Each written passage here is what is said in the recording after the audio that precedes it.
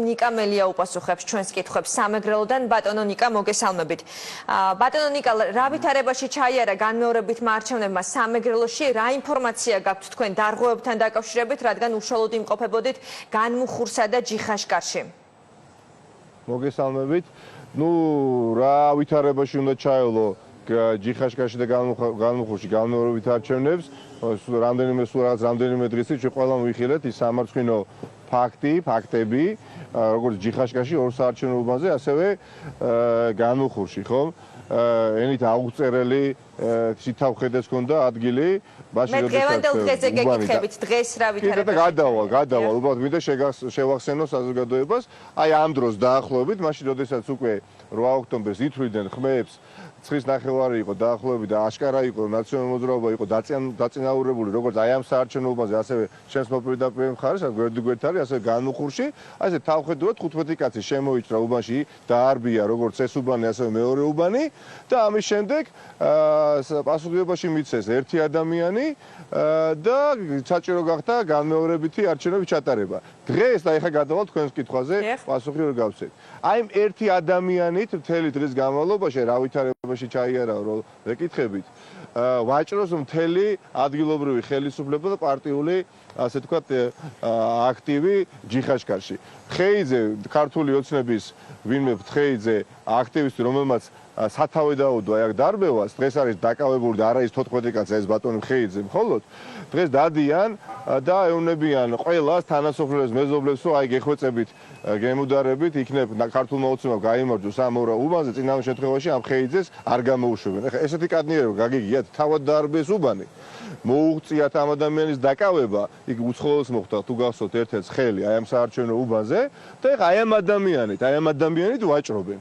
ვინმე გამგებელი აქ მარღია, რომელთაც მე მქონდა თავად საუბარი დღეს, აი აქ ეზოში საარჩევნო უბნის, ეს მარღია გამგებელი ჯიხაშკარის ფანჯრიდან არის გადამზრალი ამ საარჩევნო უბანში ამ ერთ ბატონთან ერთად ვინც დააკავეს ხეიძე. და ეს ადამიანი ეხა ბლოკნოტი იღლია ამოჩრილი დასეინობს. აქ თითქოს ეს არ იყო დამბევი აქ.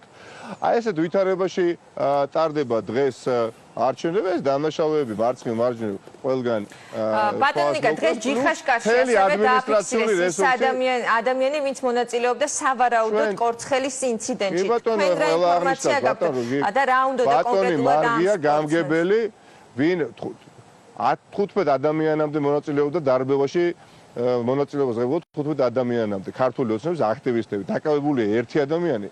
და როგორც უკვე გითხარით, ამ ერთი ადამიანი სამწუხაროდ ვაჭრობს სამარცხნო და ამის შეურაცხყოფას აყენებს თელ ჯიხაშკარის, ასე ვთქვათ, მოსახლეობას ქართული ოცნება, რომელსაც ძალიან მალე, რა თქმა უნდა, საკადრისი პასუხი გაეცემა და ეს უკეთ ყველაზე კარგად ჩემზე უკეთ და თქვენზე უკეთ იცის ჯიხაშკარელებმა იციან თუ რა ხდება. გარდა ამის, აი ახ მიმდებარე ტერიტორიაზე რეალურად არ დარჩა პრაქტიკულად არც ერთი საჯარო მოხელე, ვინც აქ არ არის.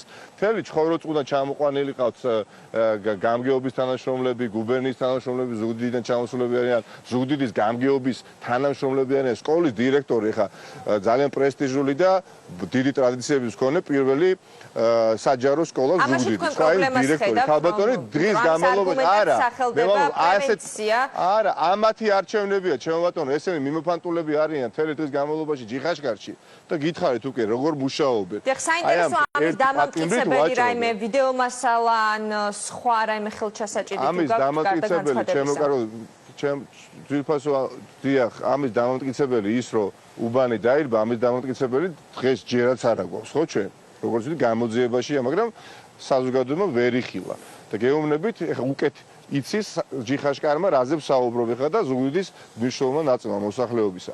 ამიტომ ეხლა საუბარი იმაზე დღეს როგორ მიმდინარეობს არჩევნები და რა გარემოში იქნება ძალიან უხერხული ჩემსგან, როდესაც გუშინ წინ 8 ოქტომბერს უпростоრეთ ვიხილეთ რა ჩაიდინა ქართულმა ოცნებამ აქ ამ ადგილას და ეს არის უბრალოდ ის ერთ-ერთი მეთოდი, რომელსაც გამოიყენებდა 8 ოქტომბრის არჩევნებისთვის, მოსყიდვა, დაშინება, შანტაჟი, დარბევა. თუმცა სადამკვირვებლო ორგანიზაციები ამბობენ, რომ არ დაფიქსირებულა ისეთი დარღვევა, რამაც შეიძლება გავლენა იქონიოს არჩევნების შედეგებზე. ჩვენ მას შემდეგ არაერთი ვიდეო იხილა საზოგადოება ეტაპობრივად ეხა მიმდინარეობს გაშიფრვა იმ უამრავი ვიდეო კამერისა და ფირებისა არჩევნების დღეს, რომელიც მუშაობდა 3000-ზე მეტ უბანზე და ვხედავთ იმას, რაც არ ვიცოდით ჯერ კიდევ 8 ოქტომბერს, ხო? ერთი და იგივე ადამიანი როგორ მოძრაობს მაგალითად საარჩევნო უბანზე, როგორ აყალბებენ არჩევნებს სხვადასხვა თუ უბანზე, როგორ იპარავს